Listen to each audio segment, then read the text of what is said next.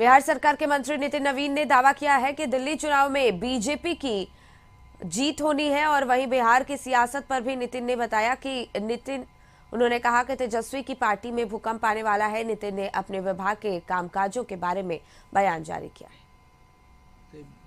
है। दिल्ली में कांग्रेस और आप नूरा कुश्ती कर रहे थे तो जनता देखेगी कि वहाँ पर नूरा कुश्ती और यहाँ पर गठबंधन की जो बात करने वाले लोग तथाकथित इंडी अलायंस जो अब ताश के पत्तों की तरह बिखर चुका है वो अब किस प्रकार से काम करता है।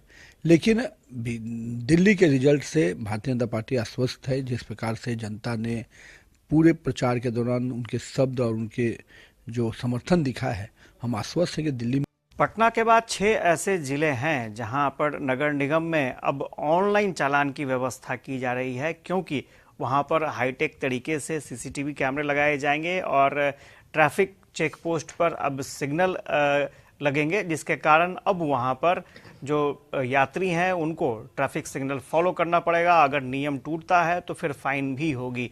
हमारे साथ नगर विकास विभाग के मंत्री हैं नितिन नवीन जी, उनसे जान लेते हैं। सर, क्या ये प्रोजेक्ट है और किस तरह से 6 नगर निगम में आप लोग काम करने जा रहे हैं? देखिए, ये टोटल 487 करोड़ का ये प्रोजेक्ट है और मैं इसके बारे में थोड़ी चीज़ आपको और जानकारी दे दूँ। पटना के अलावा 3 और बड़े शहर मुजफ्फरपुर, भागलपुर और आपको बोधगया, बिहार शरीफ पहले से स्मार्ट सिटी की योजना में थे। तो उन शहरों में सीसीटीवी और पूरी से कंट्रोल एंड कमांड रूम पहले से बने हुए हैं।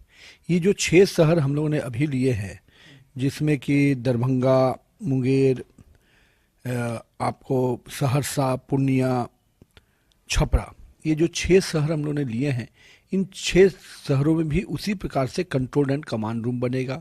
सीसीटीवी फुटेज से पूरी तरह से सुरक्षा की दृष्टि से पूरे कैमरे में कैद रहेगा शहर।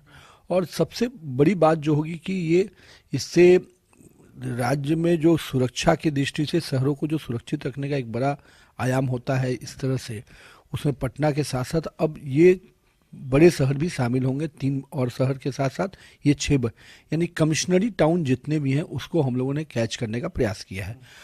ये जहां एक और चालान और बाकी चीज़ें हैं, निश्चित रूप से जब सीसीटीवी मॉनिटरिंग होगी तो सभी चीज़ों पर मॉनिटरिंग होगी, सुरक्षा की दृष्टि से भी और जो नियमों को कोई तोड़ते हैं उसकी भी दृष्टि, और इससे अच्छा रेवेन्यू अभी सरकार को भी आया है और सरकार ने इससे सुरक्षा की दृष्टि से भी कंट्रोल एंड कमांड रूम से मॉनिटर किया है।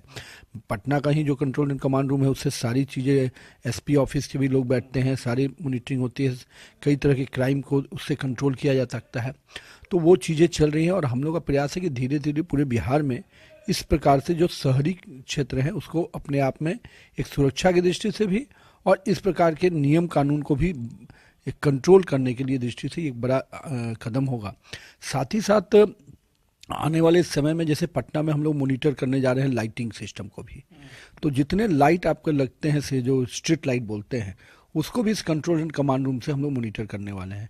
कितनी लाइटें जल रही हैं, कितनी लाइटें खराब हैं, कितनी लाइटें किस समय जलनी चाहिए, अब कब बंद होनी चाहिए, ये सब मॉनिटरिंग अब कंट्रोल एंड कमांड रूम से होगा। तो ऐसे कई चीज़ें हैं और इस चीज़ों का भविष्य में जो नई समय है उसमें इस टेक्नोलॉजी का फ़ायदा ही मिलेगा और लोगों को भी सुरक्षा के साथ साथ नियम को सही रूप से लागू करने में सरकार को फायदा होगा। जो लाइट की मॉनिटरिंग करेंगे, ये योजना कब से जमीन पर आएगी और इसका कितना फायदा मिलेगा? उन्होंने स्मार्ट सिटी पटना में इसको लेने के लिए कहा है, उसके प्रपोजल बनाए जा रहे हैं और हमको लगता है कि अगले स्मार्ट सिटी की बोर्ड की बैठक में इसको हम लोग पारित करा लेंगे। नितिन नवीन थे और इन्होंने साफ तौर पर कहा कि ये सीसीटीवी लगाने का क्या मकसद है, चूंकि सुरक्षा के दृष्टिकोण से ये बहुत ही अहम पहलू होता है और नगर विकास विभाग ये पहल कर रहा है कि ज़्यादा से ज़्यादा प्रमंडल स्तर पर जो शहर हैं उनको कम से कम बेहतर तरीके से सुसज्जित किया जा सके और सुरक्षित किया जा सके, ताकि पब्लिक भी सुरक्षित महसूस कर सके। कैमरा पर्सन श्याम के साथ आशुतोष चंद्रा, कशिश न्यूज, पटना।